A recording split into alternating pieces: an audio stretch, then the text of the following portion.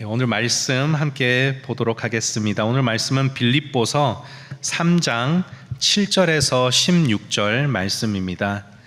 빌립보서 3장 7절에서 16절 말씀 조금 긴데요.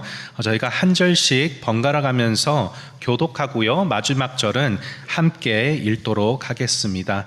종이 먼저 읽겠습니다. 그러나 무엇이든지 내게 유익하던 것을 내가 그리스도를 위하여 다 해로 여길 뿐더러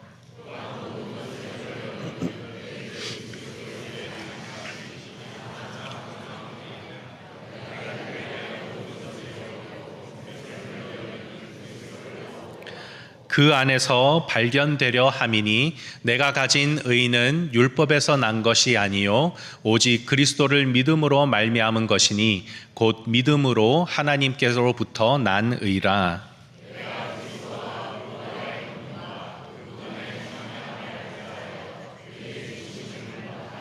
어떻게 해서든지 죽은 자 가운데서 부활에 이르려 하노니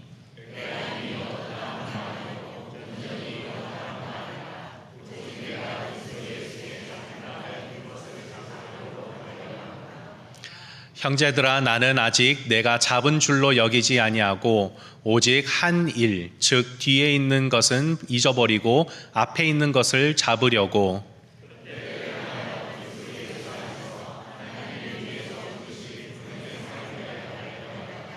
그러므로 누구든지 우리 온전히 이룬 자들은 이렇게 생각할지니 만일 어떤 일에 너희가 달리 생각하면 하나님이 이것도 너희에게 나타내시리라. 16절 함께 읽겠습니다. 오직 우리가 어디까지 이르렀든지 그대로 행할 것이라. 아멘. 함께 기도하겠습니다.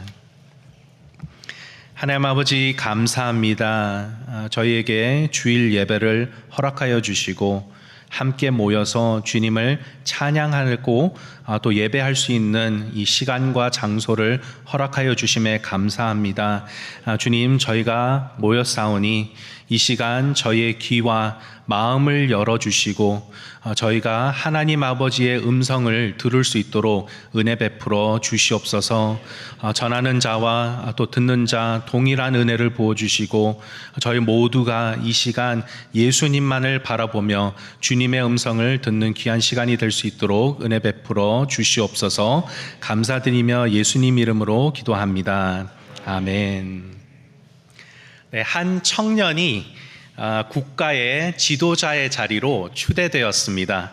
그래서 한 기자가 그 청년에게 다가가 인터뷰를 요청합니다. 그 인터뷰 내용을 한번 보실까요? 축하드립니다. 나라의 새로운 지도자로 당선되셨는데 여기까지의 여정을 한번 이야기해 주실 수 있으신가요? 네, 감사합니다. 저는 제1차 대전 참전 군인입니다. 전쟁 중에서 제가 부상을 당하여서 전역을 하게 되었습니다. 집으로 돌아왔지만 전쟁으로 망가진 저희 나라를 보게 되었습니다. 그래서 저는 우리나라를 너무 사랑하기 때문에 나라를 다시 강건하게 재건하기를 원했습니다. 제가 가진 달란트인 이 연설을 통해서 기존에 있는 정부에 대한 불만을 토로하고 또 결국 새로운 정당을 설립할 수 있었습니다. 사람들은 저를 지지해 주셨고요. 제가 국가의 새로운 지도자로 추대될 수 있었습니다. 이 계기를 통해서 국가의 결속력을 다지고 앞으로 개혁된 나라를 만들어 나가기를 다짐합니다. 이 변화를 가져온 청년의 이름은 여러분들이 너무나도 잘 아시는 아돌프 히틀러였습니다. 이 예화가 말하고자 하는 것은 무엇일까요? 이 열정은 있으되 올바르지 못한 방향으로 가는 열정이 얼마나 위험한지를 우리에게 잘 보여주고 있습니다. 그러므로 우리는 얼마나 열심을 다해 어떤 것을 하느냐 보다는 어쩌면 더 중요한 올바른 것에 열심을 다하고 있는지를 점검해야 됩니다. 우리의 신앙생활 또한 동일합니다. 많은 크리스천들이 신앙생활을 열심히 하고 있습니다. 이 빌립보서 3장 14절 오늘 말씀을 한 번쯤은 들어보셨을 것입니다. 우리가 다 같이 한번 한 목소리로 읽어볼까요? 시작. 표대를 향하여 그리스도 예수 안에서 하나님이 위에서 부르신 부름의 상을 위하여 달려가노라. 아멘. 우리는 이 성경 구절을 이렇게 이해합니다.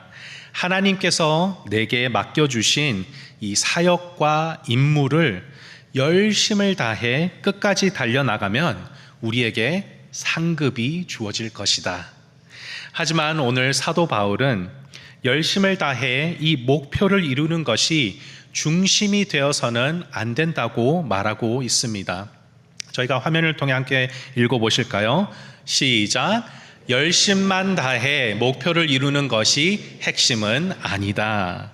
열심만 다해 목표를 이루는 것이 핵심이 아닙니다. 가만히 들여다보면 이상합니다. 왜냐하면 이것이 왜 중요하지 않을까라고 생각할 수 있습니다. 하지만 사도 바울은 유대인들을 예로 들며 하나님께서 원하시는 것은 그런 것이 아니라는 것을 설명해 줍니다.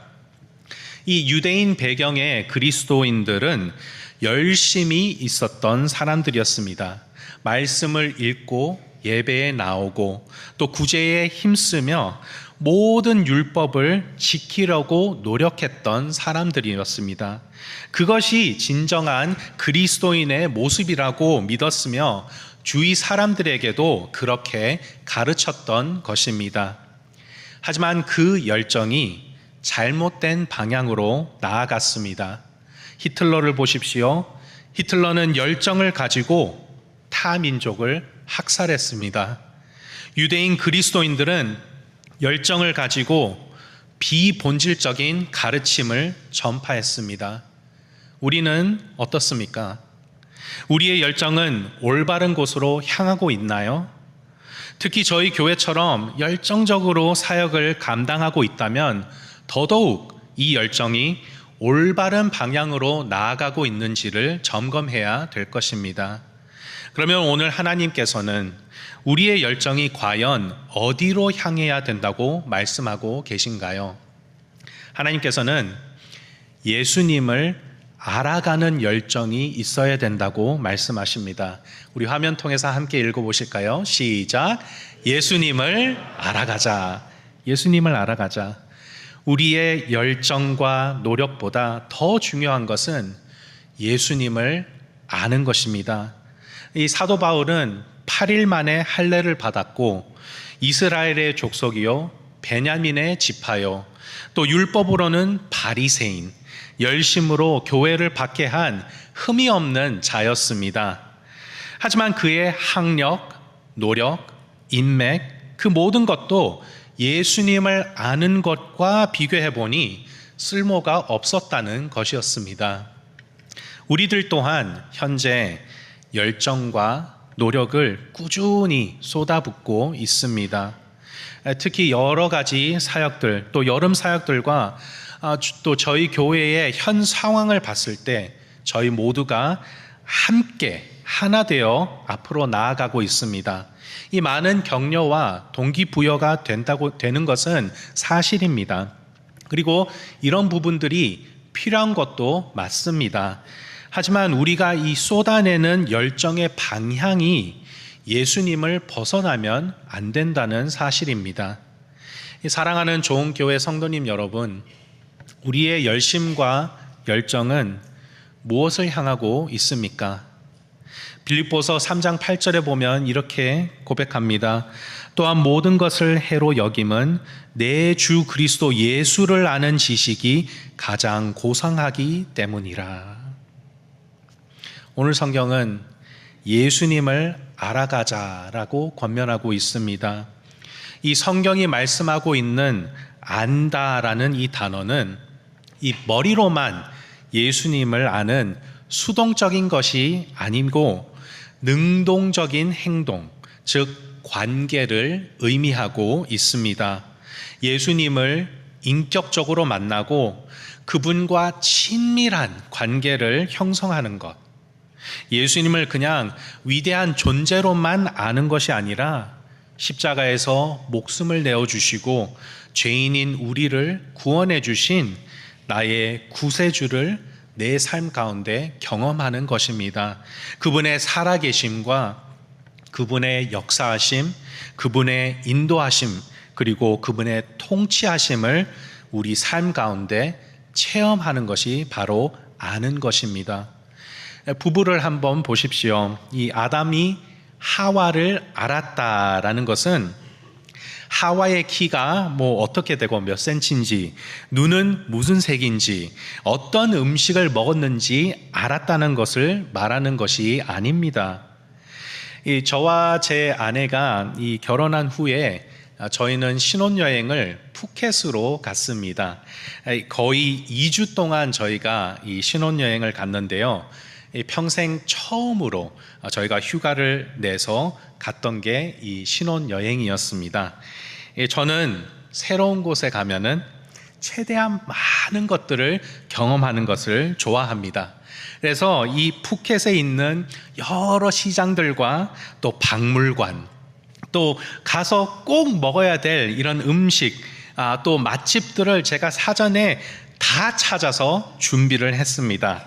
이 새벽부터 밤 늦게까지 모든 2주간의 날들의 일정들이 빽빽하게 준비되어 있는 이 최고의 신혼여행이었습니다. 그리고 신혼여행 셋째 날 아내와 대판 싸웠습니다. 제가 생각하는 이 여행과 아내가 생각하는 이 여행이 너무나도 달랐기 때문입니다. 저와 아내가 사귈 때에는 저희가 여러 군데를 다녔습니다.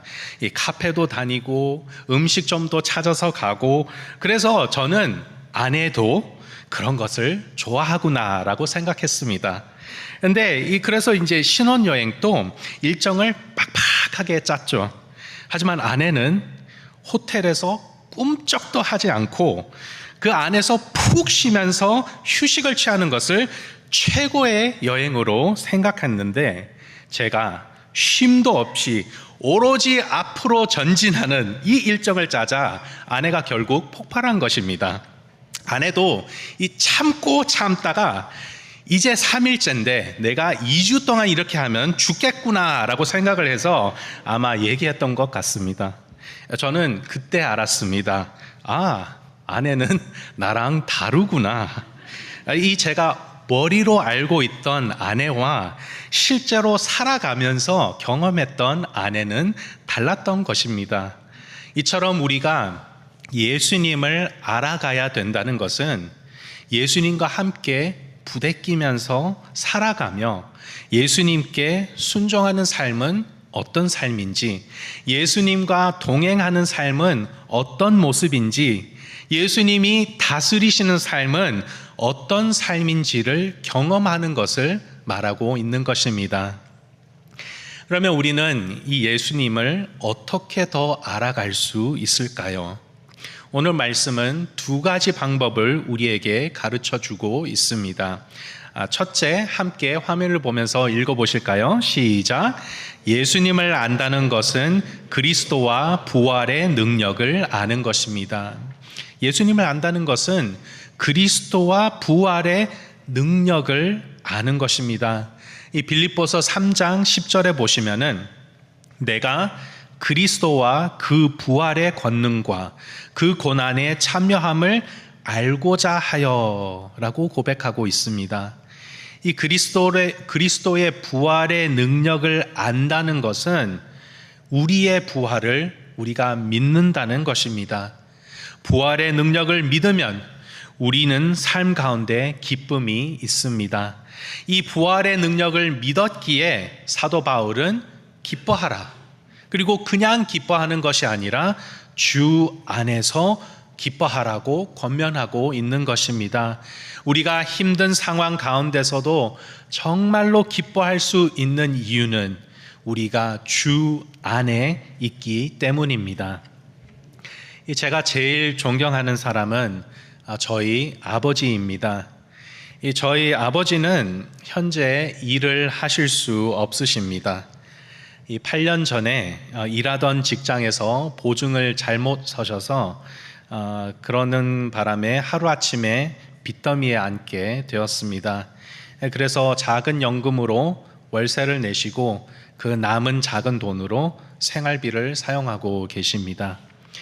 이 세상의 눈으로 바라봤을 때에는 무능력한 가장, 실패한 사업가, 빚에 허덕이는 낙오자로 바라볼 수 있지만 제가 바라본 저희 아버지는 이 모든 힘듦을 그리스도의 부활만을 바라보며 신앙으로 이겨내고 계시는 믿음의 거장이십니다. 이 무능력한 가장이 아닌 믿음을 유산으로 주신 가장, 실패한 사업가가 아닌 믿음의 완주를 성공적으로 달리고 계시는 계주자, 빚에 허덕이는 것이 아닌 천국의 보화를 쌓고 계시는 분입니다. 이 모습이야말로 소망 없는 이 땅 가운데 오직 예수님만을 바라보고 참된 그리스도인의 모습이 아닐까요? 둘째는 함께 읽어보겠습니다. 화면을 보시면요, 예수님을 안다는 것은 그 고난에 함께 동참하는 것을 말합니다. 이 예수님을 안다는 것은 우리가 그 고난에 함께 동참하는 것을 말합니다. 빌립보서 3장 10절에 이렇게 말씀하고 있습니다. 내가 그리스도와 그 부활의 권능과 그 고난에 참여함을 알고자. 고난은 여러분 믿음을 지켜낼 때 나타나게 돼 있습니다. 이 예수님을 믿음으로 인해서 세상에 불이익이 있을 수 있습니다. 이 내가 불리해질 수 있는 것입니다. 많은 사람들이 이 고난을 회피하기를 원합니다. 하지만 우리가 이전에 자랑했던 우리의 성공, 성취감, 돈, 명예, 자부심, 이 모든 것들을 버리고 그리스도의 고난에 동참하는 삶이야말로 가장 의미 있는 삶이 될 것입니다. 왜냐하면 예수님을 아는 삶만이 미래가 있고 생명이 있기 때문입니다. 사도 바울은 그것을 먼저 스스로 경험해 보았기에 우리에게 담대히 선포할 수 있는 것입니다. 이전 것을 다 버리고 그리스도의 고난에 동참하라. 이 말씀을 묵상하면서 생각한 제 친구 한 명을 소개하고 싶습니다. 그는 미국의 명문대인 스탠포드 대학을 졸업하고 또 노스웨스턴이라는 세계 탑 비즈니스 스쿨을 나왔습니다. 그는 모든 사람들이 부러워할 만한 직장을 가지고 있었습니다. 이 스타크래프트를 만든 블리자드라는 이 회사에서 아시아 지부를 총괄하는 부회장의 자리까지 올라갔습니다. 하지만 그는 늦은 나이에 하나님을 인격적으로 만나고 나서 자기의 모든 것을 버리고 선교지로 들어가서 훈련을 받고 신학교를 나와서 목회자의 길을 걷기로 다짐했습니다. 이 친구의 이름은 여러분들이 너무나도 잘 아시는 이 토렌스 좋은교회에서 중고등부를 저와 함께 맡고 있는 벤 시에 목사님이십니다. 벤 목사님은 비록 이 세상이 바라보는 성공은 이렇지만 이것으로 인해 예수님을 더욱 깊이 알아가고 예수님의 말씀에 순종하며 예수님께서 원하시는 그런 삶을 사는 하나님과 동행하는 복을 누리고 있습니다. 사랑하는 좋은교회 성도님 여러분, 우리의 열정은 좋은 결과나 성공이 목표가 되어서는 안 됩니다.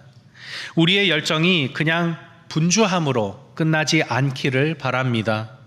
이 열심히 했는데 예수님을 더욱 알아가지 못했다면 그보다 더 허무한 인생은 없을 것입니다. 마지막으로 기억해야 될 것은 이 여정도 그리스도께서 우리를 붙잡으셔서 이끌고 계시기 때문에 가능하다는 사실입니다. 이번 한 주간도 예수님만을 바라보고 예수님과 동행하는 저와 여러분들이 될 수 있기를 주님의 이름으로 축복합니다. 히브리서 12장 1절에서 2절 이렇게 말씀합니다.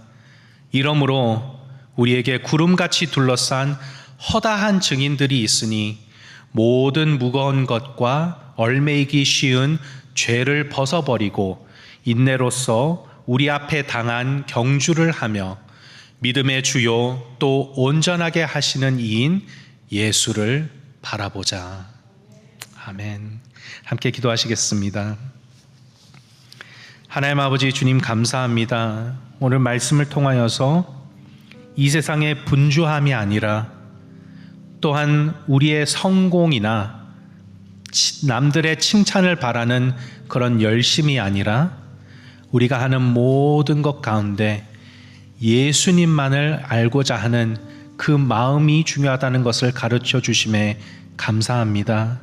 하나님 주님, 이 시간 저의 모든 것들을 내려놓고 이 세상이 추구하고자 하는 성공, 이 모든 것을 우리는 쓸모없는 것으로 여기며 오로지 예수 그리스도만을 바라보고 나아가는 저희 모두가 될 수 있도록 주님 도와주시옵소서. 하나님 아버지 주님, 이로 말미암아 저희 모두가 예수님만을 더욱더 깊이 알아가고 예수님과 일평생 동행하며 주님의 통치하심을 만끽하며 누릴 수 있는 저희 모두가 될 수 있도록 주님 은혜 베풀어 주시옵소서. 하나님 아버지 감사드리며 이 모든 말씀 예수님 이름으로 기도합니다. 아멘.